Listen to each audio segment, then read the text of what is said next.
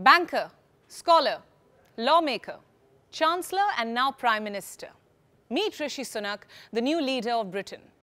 He assumed office on the 25th of October and has been in the headlines ever since.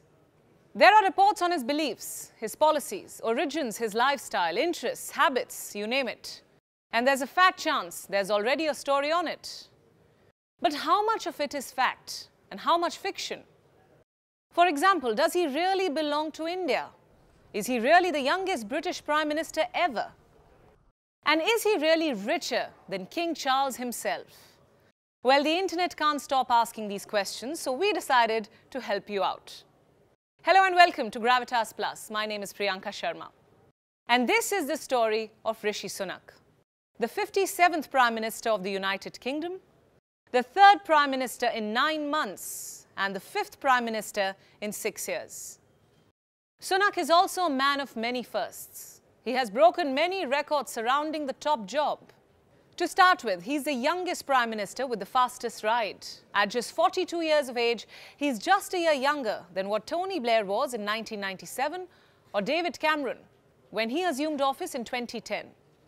But is he the youngest ever in British history? Not really. Almost 200 years ago, someone much younger than Rishi Sunak stood in his place at the helm of power. His name was William Pitt. He became Prime Minister at the age of just 24. And this makes Sunak the youngest Prime Minister in the last 200 years only. No pun intended. Next question. How is he the Prime Minister with the fastest ride? Well, his rise to power has been the fastest in the modern era. He was chosen as a Member of Parliament back in 2015, and in just 7 years, he has grabbed the top office. This is another record in itself, but only in the modern era. Remember, William Pitt again retains the record for the fastest ride. He became Prime Minister within 2 years of entering Parliament. He truly was a prodigy, as they say. Sunak, albeit a bit older, is no less. Just look at what he has achieved. He is the UK's first non-white Prime Minister, the first Prime Minister from Yorkshire, the first Prime Minister of colour, the first Prime Minister born to immigrants, the first British Asian Prime Minister, and the first Indian origin Prime Minister. The first Prime Minister who is a practicing Hindu, and as bizarre as it may sound, the first millennial Prime Minister. He was born just 5 months into the 1980s. These are all outstanding achievements that are being lauded the world over. But one of them more than others. It concerns his Indian origins, a fact many Indians are reveling in. The reaction has been overwhelming and a tad bit humorous too. Some are posting memes showing slippers left by visitors outside 10 Downing Street. Some can't stop simpering at his seeming likeness to Ashish Nehra, the former Indian left-arm fast bowler. A common thread running in these memes is Indians being excited about Rishi Sunak being quote-unquote one of them. But is he really? Is he really Indian? No. Sunak is a British citizen. He holds a British passport. He was born in Southampton, England. He was educated at the Winchester College, England, and achieved his degree from the Oxford University, England. So forgive me for killing the vibe, but even Freddie Mercury was more Indian than Rishi Sunak is. Yes, he may refer to himself as having Indian roots, but remember, that's pre-independence undivided India, not the India of today. His family was Punjabi Khatri, with roots in Gujranwala, a quaint town north of Lahore in present-day Pakistan. And that's not all. 10 years before India was partitioned, Sunak's grandparents moved to Kenya. In fact, his father was born in the capital Nairobi.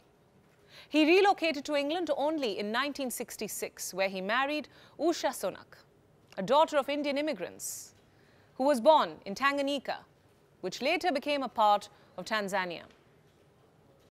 Now, if we go by Twitter terminology, we wonder what this makes him. Indian, Pakistani or East African? I'm sure the debate is not ending anytime soon. But the only respite for Indians is Sunak being a devout Hindu. In fact, immediately after assuming office, he held a Diwali celebration at 10 Downing. Not only that, after his first speech as Prime Minister, the paparazzi spotted a red thread on his wrist, a sacred thread known as kalava, which is used for ritualistic purposes.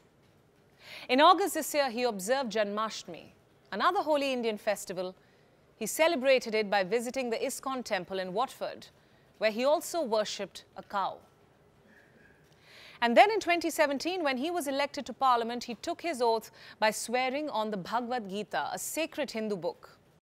So to put it simply, Sunak has never concealed his religious identity. He has always worn his religion on his sleeve. He's Hindu and proud. You may be wondering, what does that have to do with him being the Prime Minister of the UK? Well, for Indians who were ruled by the British for 200 years, it's only poetic justice that a brown Hindu man is now running their country. But how did he get here? How did a son of immigrants secure the UK's top job? The short answer is merit. You see, Rishi Sunak is not your run-of-the-mill politician. He's a capable leader with a stellar track record. In fact, his heritage is of no concern to the average Briton. They favoured him on the basis of his skill and ability, not just in his political life, but also the many jobs he did previously. Even back in school, he had the reputation of being a perfectionist. He was a head boy, the first one from an Indian background. In interviews, his former classmates have said that they always expected Sunak to do something. They say he was a conservative in every sense of the word, not just in his outlook, but also in his demeanour.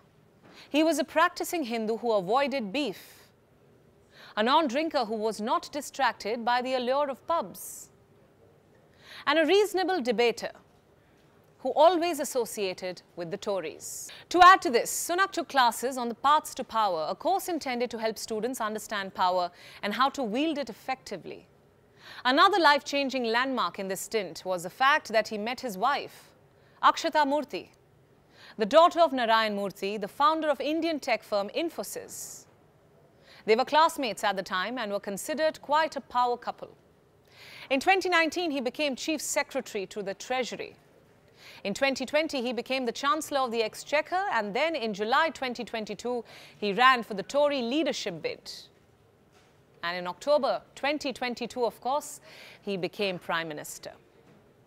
He was appointed to the post by King Charles. Interestingly, he may just be the first Prime Minister to be richer than Britain's monarch too. His estimated net worth, along with his wife, is somewhere around $830 million. Now that is more than double the estimated wealth of King Charles and Queen Consort Camilla. It's another matter, of course, that his wife Akshata Murthy's name surfaced in a tax arrangement scandal. Well, one would expect the matter to be settled now that he's Prime Minister. Which brings us to the most consequential question. What sort of a Prime Minister is he going to be? What changes is he going to bring to the UK? To start with, he's a man who means business. His first day in office saw him purge his conservative opponents from government. Not just that, he also mocked his predecessors with faint praise. He said Liz Truss had the right idea to improve Britain's economy, but she was not up to the job. His message to Boris Johnson was no less brutal. In an artful critique, he said that Johnson had become Britain's Prime Minister, not its President. As for himself, he said the mandate he secured was not a personal one and belonged to everyone who trusted him. Now, he can be excused for gloating a bit there. But you see, this self-confidence is infectious. And that is just what Britain needs right now. Remember, its economy is in the doldrums. A former head boy, banker, hedge fund manager, who studied in Silicon Valley and is married to the daughter of a business magnate, may just be what the Great Britain needs to come out of the great mess that it's currently in.